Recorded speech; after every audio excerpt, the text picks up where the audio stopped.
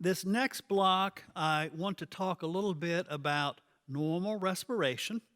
And I feel that this is important if we're going to understand the mechanics of emesis, because the respiration center and emesis has to work together in a certain way to maximize the effect of emesis. And also what I'm going to do in this unit is add a little bit more to the digestive system in terms of the path of food. And when I frame all of this together, then we'll be ready to move on to the next lecture and really talk about the mechanics of vomiting. So I've added a couple of things to this drawing here from last time. You can see that I've added a lung, or two lungs. So we'll just go lung here.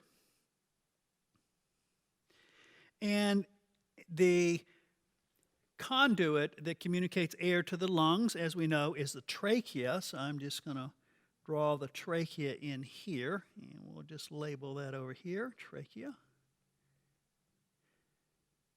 The trachea sits in front of or is anterior to the esophagus. So the esophagus actually runs behind the trachea.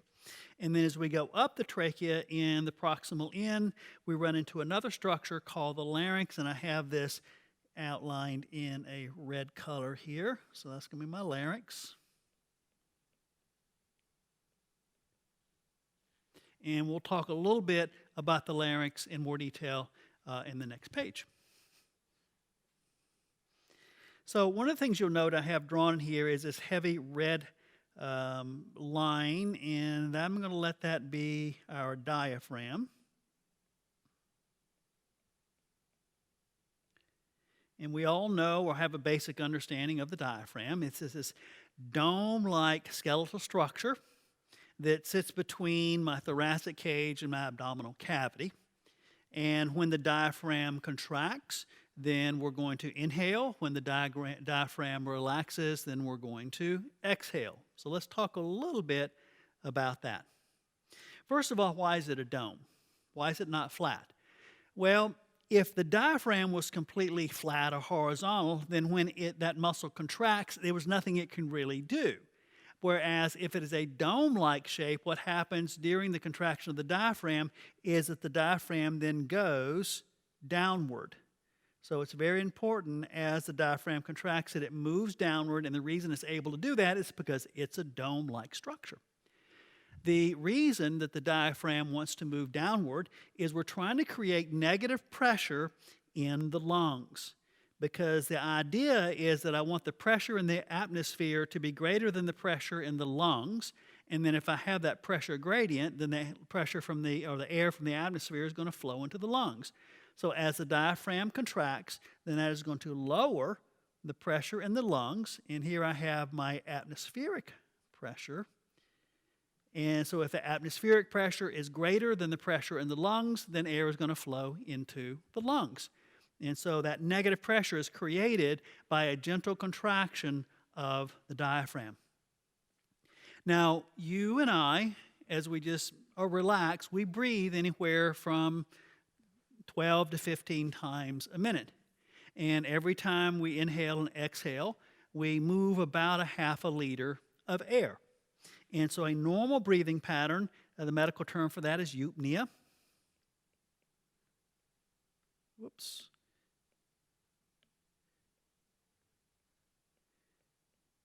And that is also known as quiet respiration.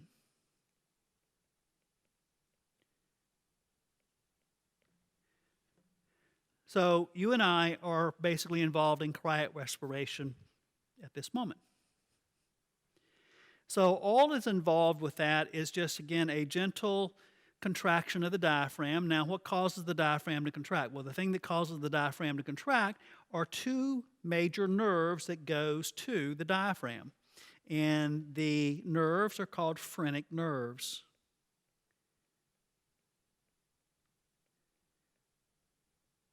You have a left one and you have a right one.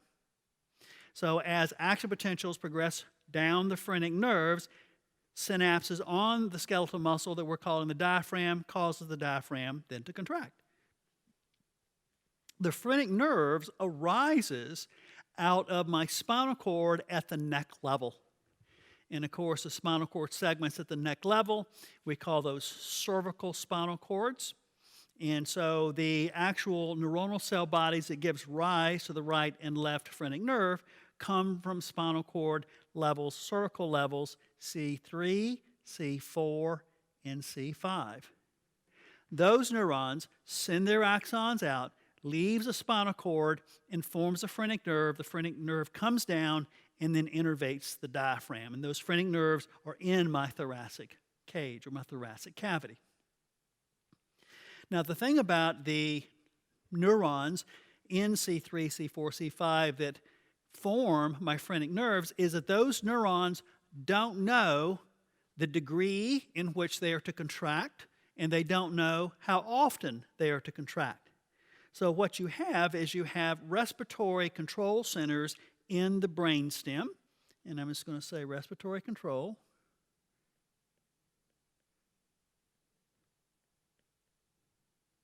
Respiratory centers,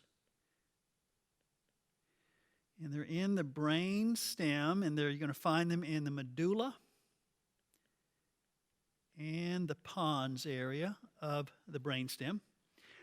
And at several centers, those neurons will send their axons down through the brain stem, down to C3, C4, C5, and will tell those neurons there how often they are to contract or send signals down to the diaphragm to contract and to what degree they're going to be contracting.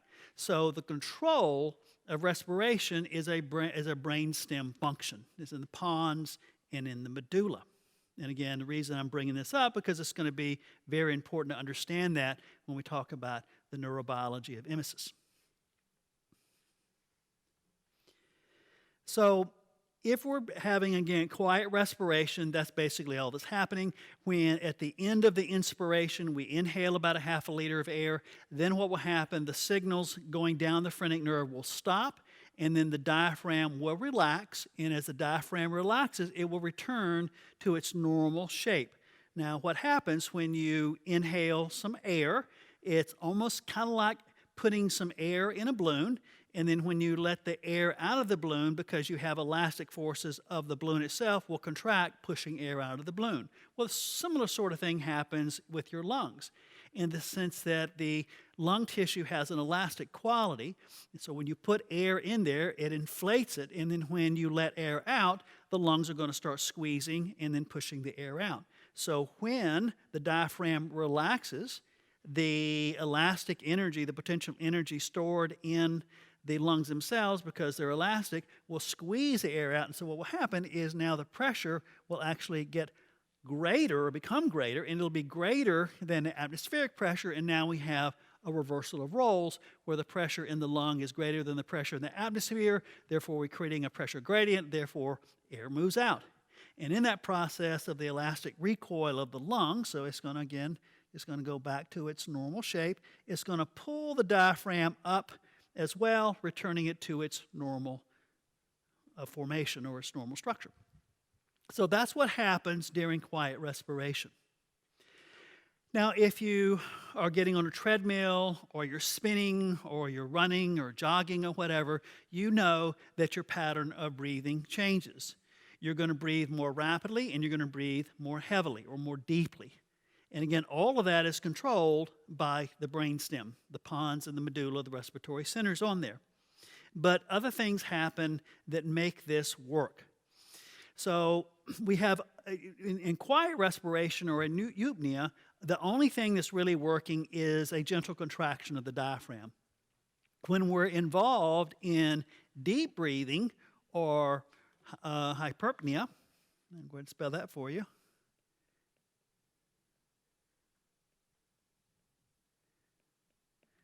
Okay, that's just a medical term for deep breathing, which is what we do when we exercise. It involves other muscles. So what's going to happen there, first of all, the diaphragm is going to be contracting more strongly. So that's kind of obvious. Also what happens, though, is I'm having other muscles coming into play. So in addition to the diaphragm having a stronger contraction, creating even more negative pressure in the lungs, I also have some muscles that are between my ribs or among my ribs, and those are called intercostal muscles. Costal meaning ribs, inter meaning muscles between the ribs. Some of those intercostal muscles are angled at a certain way such that when they contract, it actually helps expand the rib cage. The intercostal muscles are the muscles that you eat when you go to a restaurant and you eat your barbecued ribs, whether it is bovine intercostal muscles, which would be ribs having to do with cows, or pig, porcine intercostal muscles. But when we enjoy barbecued ribs at a restaurant, we're eating either pig or cow intercostal muscles. So some of those muscles will help expand the rib cage. So that's basically what's going on when you're doing a deep breathing pattern in response to exercise. But what really gets interesting is what happens when you exhale. Now, when you're in eupnea, or when you're in quiet respiration, there's no muscles that cause you to exhale. It's just a matter of the diaphragm relaxing, and then the elastic recoil of the lung squeezes, pushes air out. But when you are involved in heavy breathing or hyperpnea, then what is happening, other muscles in addition to the relaxation of the diaphragm is going to come into play. First of all, we also have some muscles that are intercostal muscles that are angled differently at different places in the ribs, is such that when they contract, it actually compresses the rib cage, aiding in generating extra pressure in the lungs. Because if I'm wanting to exhale forcefully, if I'm wanting to exhale when I'm breathing heavily, I want even a greater pressure to be generated here, which means I need, in addition to having the lungs just contracting because of their own elastic natures of the lungs themselves, I need to squeeze the lungs. And so some of these intercostal muscles will actually draw the rib cages in, squeezing the lungs from the sides. That's an important aspect of that deep, heavy breathing that you do during exercise. But a even more interesting thing is what happens to your abdominal muscles. When you are breathing heavily, your abdominal muscles get into the act. So the next time you're exercising and you're breathing heavily, if you just put your hand on your stomach or your abdomen, and you'll find out it's a very busy area of your body as you're exhaling. So what's going on there is that you have abdominal muscles, and I'm just going to kind of just draw a little circle here representing abdominal muscles. They're wrapping around your abdomen. The important function there for when you are exhaling, when you are doing deep breathing, those muscles contract. And when they contract, they literally squeeze my abdomen. They're reducing the volume of the abdomen because they're contracting. And what that does is that then pushes my abdominal organs up against the diaphragm and pushes on the diaphragm from the bottom. So contracting the abdominal muscles squeezes the internal organs, basically literally shoving my liver, my stomach, my transverse colon up, pushing the lungs from the bottom. And that's a very important aspect of heavy breathing during the exhale phase. I'm wanting to really squeeze the lungs from the sides and from the bottom to generate a lot of positive pressure in the lungs so that I can get all that air out that I just exhaled. So the abdominal muscles play an important role in the exhalation phase of a heavy type of breathing pattern. And again, we're going to see how this works when we're talking about emesis in the next block.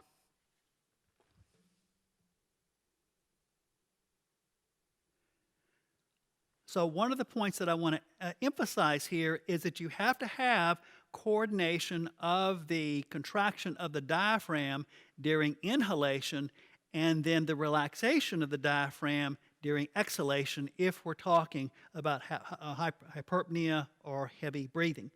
So obviously, if the name of the game is to force a bunch of air out of your lungs as quickly as possible, I'm going to want the diaphragm relaxed as my abdominal muscles are contracting. I want that diaphragm relaxed so that the abdominal muscles, as they reduce the volume in the abdomen, they can push up against the diaphragm, pushing on the lungs from the bottom so that they can actually squeeze the lungs. But it's very important for that diaphragm to be relaxed when those abdominal muscles are in fact contracting. So that's the basic physics of breathing. And that's, again, we're going to make note of that, or I'm going to be referring to that when we get into the mechanics of emesis in the next lecture. Another thing I want to do is just add a little bit more to the digestion system itself. One of the things I want to point out is the esophagus. And of course, we have the esophagus along here, and we'll just go here, and we'll just make that gray. So here's my esophagus here. Okay, it's behind the trachea, of course. So obviously food goes in the esophagus and you swallow. You have two sphincters in the esophagus, and I spoke about one of those last time. So one of the sphincters is going to be located in the cardia of the stomach. It's right in that interface of the esophagus and the stomach itself. And we said that that was a functional sphincter. And another name for that is going to be the lower esophageal sphincter.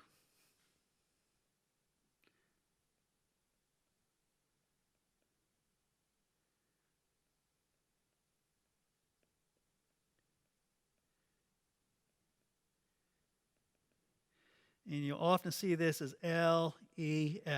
So I'm going to call it LES, my lower esophageal sphincter.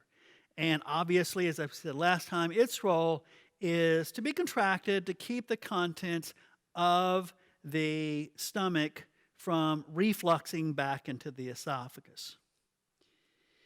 You have another sphincter in the esophagus, and it, in fact, is right behind the larynx. And I'm going to go to the next page in a second to show you that. But that is going to be my upper esophageal sphincter. So I'm just going to say UES, upper esophageal sphincter. And it's going to be in this area here. And its job also, its default position is to be contracted. So when you're sitting there in your chair, the lower esophageal sphincter is contracted and the upper esophageal sphincter is contracted. Again, both of them are not allowing reflux from the stomach into the esophagus or allowing reflux from the esophagus, out your mouth. So those stay contracted unless you're about to swallow something. I will remind you also that the esophagus is made of both skeletal and smooth muscle. And we know from other courses that the lower third of the esophagus is all smooth muscle. So I'll go ahead and put that in here. So along in here, that is all smooth muscle.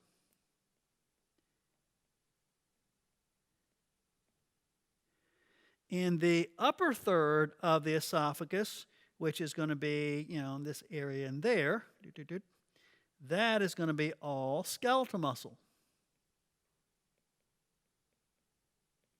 And then that middle third is actually a mix where it transitions from smooth muscle to skeletal muscle. So the upper esophageal sphincter is skeletal muscle. The lower esophageal sphincter is actually made of smooth muscle. Okay, so let's now take a closer look at the larynx. So I got a little drawing here for you. It's a side view. And I got some things labeled for you. Hopefully you can orient yourself just fine on this drawing. But obviously you have your teeth, your tongue. Here's your tongue here. Okay, and you got your soft palate. And we talked about the soft palate a little bit earlier. So here we have, and this is really important, I want you to understand this. This is the esophagus here. So this is the opening of the esophagus is here. And then the opening for air, your trachea, okay, this is going to be here. So this area in here, and we'll go yellow here. This area here, that's kind of common, through there. Okay, that is what we call my pharynx.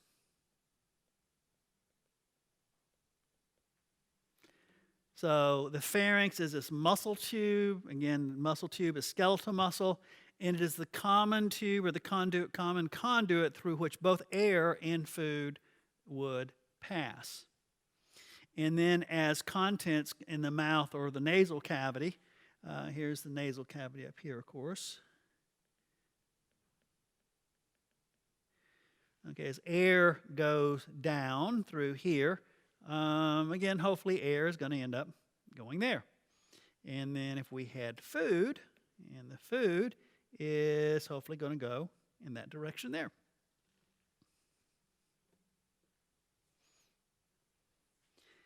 All right, so now let's talk about the swallow reflex. Let me go ahead and before I do that, let's name some anatomy parts. Here we have the hyoid bone, and this is, again, a kind of a U-shaped bone or horseshoe-shaped bone. It's open towards the posterior. It's high up in your neck. Then you have the thyroid cartilage. The thyroid cartilage, that's your Adam's apple.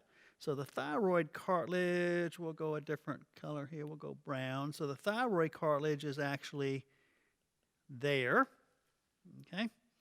And then I have another cartilage called the cricoid cartilage, and we'll go a different color here. We'll make that light green.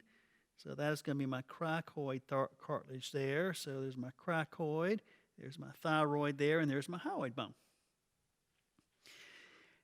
My vocal folds, which we call the glottis, is within or behind the thyroid cartilage. Now, the reason it's behind the thyroid cartilage is because part of the role of the thyroid cartilage is to protect the vocal folds.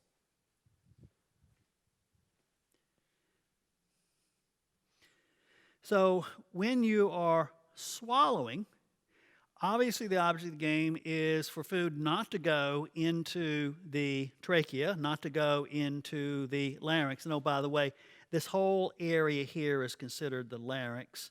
So let me go a different color here. Okay, just this general area here. Okay, that would be considered the larynx. So the thyroid cartilage is there is to protect the vocal folds. Now, I had mentioned about the upper esophageal sphincter. The upper esophageal sphincter here is made mostly of a muscle, and that muscle is called the cricopharyngeus muscle. So it is going to be attaching itself to the cricoid cartilage, and then it is going to loop around and around the esophagus and come back around the other. So it's kind of a ring-like structure. And this is skeletal muscle.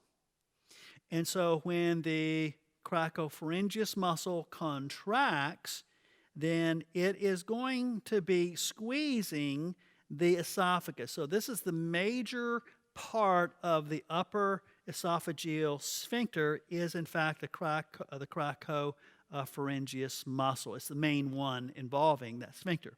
And so it stays in a state of contraction until you have a swallowing event. And it is going to be innervated by the vagus nerve, cranial nerve 10. So that composes the upper esophageal sphincter. So now, what happens when you swallow? Well, when you swallow, obviously you need the cricopharyngeus muscle to relax. And it does. It's part of the swallow reflex coordinated by the brainstem itself. So that muscle is going to relax. So the neural input from the vagus nerve, and that's actually going to come from the nucleus ambiguus and the brainstem that supplies the vagus input to skeletal muscles. So that the action potential, the frequency is going to go down. It's going to cause that muscle to relax, allowing food to make its way into the esophagus. Several other things happen as well when you swallow. First of all, you have your hyoid bone here, and you have a set of muscles, and these muscles are attached to the hyoid bone, and so they all have hyoid in their name. I'm not going to go through all the muscles, but I'm just going to say you have supra and infrahyoid muscles. I'm just going to generalize. Supra and infrahyoid muscles.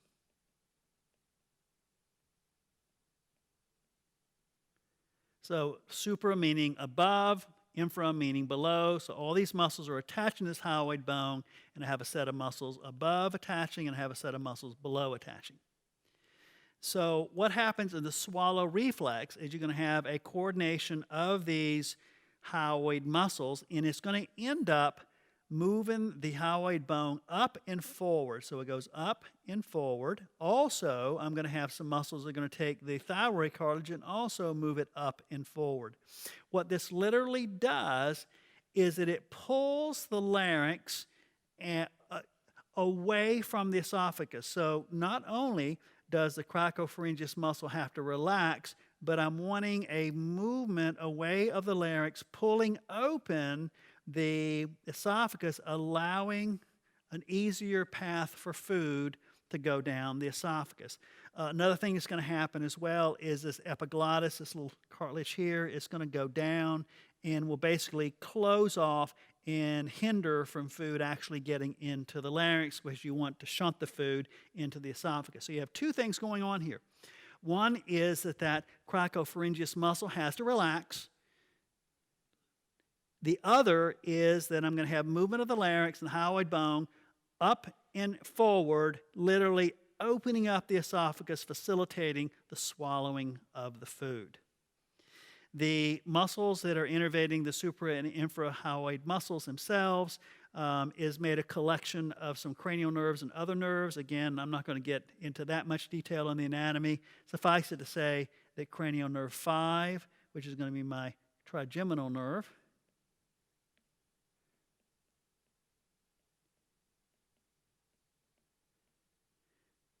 and cranial nerve 7, which is going to be my facial nerve,